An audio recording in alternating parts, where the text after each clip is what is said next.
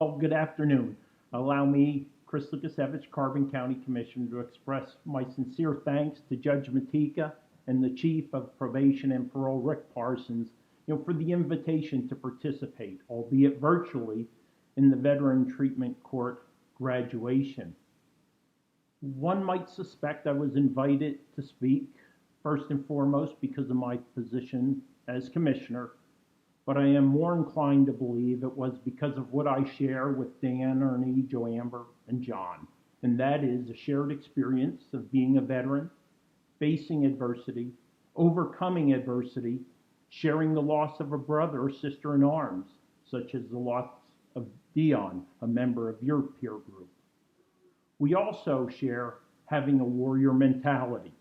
Now, I'm not going to make any Airmen, Air Force jokes. I know Joe Amber is a veteran of the Air Force, but they also have a warrior mentality.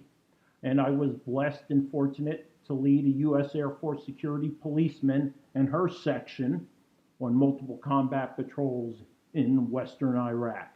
So I recognize the warrior spirit in all of us from all branches of the military service.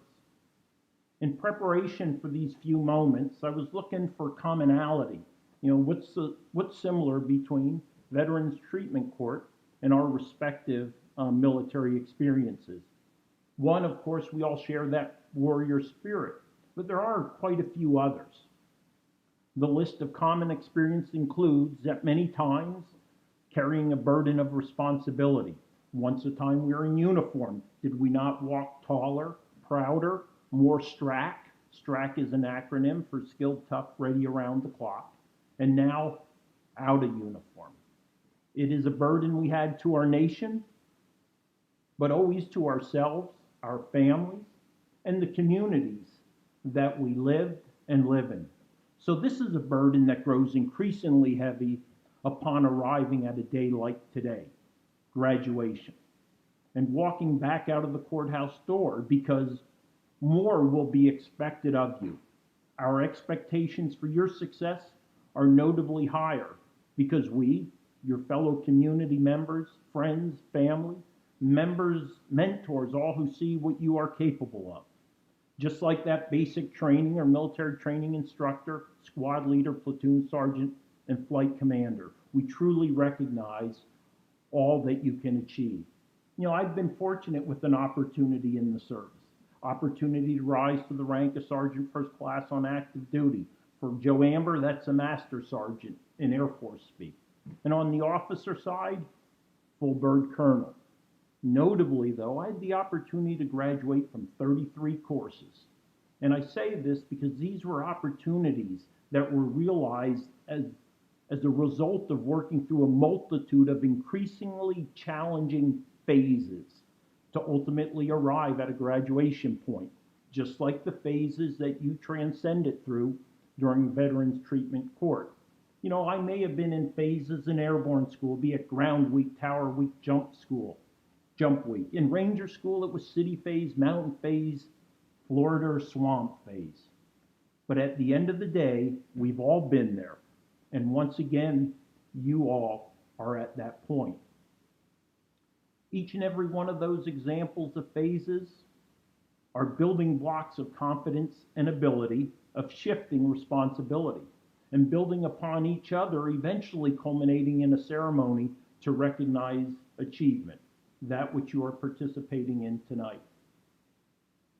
And with that achievement in this culminating event is presented a symbol or representation of accomplishment.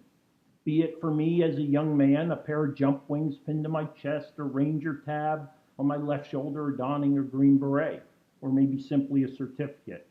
For all of you, it was tokens every 90 days to demonstrate accomplishment, a challenge coin upon completing phase 5.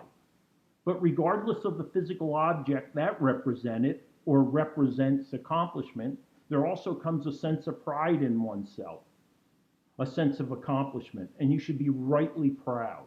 And for today's accomplishment, I, along with all those who have gathered, salute you as is fitting for veterans such as yourselves.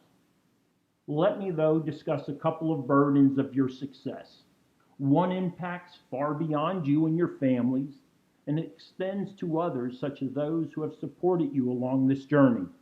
Others you may or may not know who may be or will be facing similar struggles in their lives as to what each of you have experienced. And it's what I refer to as a burden of responsibility, that burden of renewed expectations of how you will be viewed as you conduct your personal life, your work life, and your family life. You're prepared for that burden, and this graduation is a testament to that fact. But there is an additional burden that I'll close with, and that's to be a living, breathing testament to this program. A demonstration, or let me say a return on investment for the court, the mentors, the service providers, your families, and even taxpayers for all they invested in you: time, money, love, patience, and understanding. The continuation of this program and programs like it will be dependent upon your success. We're rooting for you, and the team that has worked so hard for you remains at your service. Your success is indeed the team's success.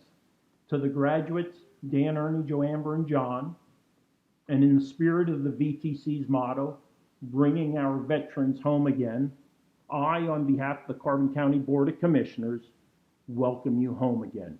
Thank you for your service and the accomplishment marked by today's event, and best of luck with your recommitment to yourself, your community, and your family.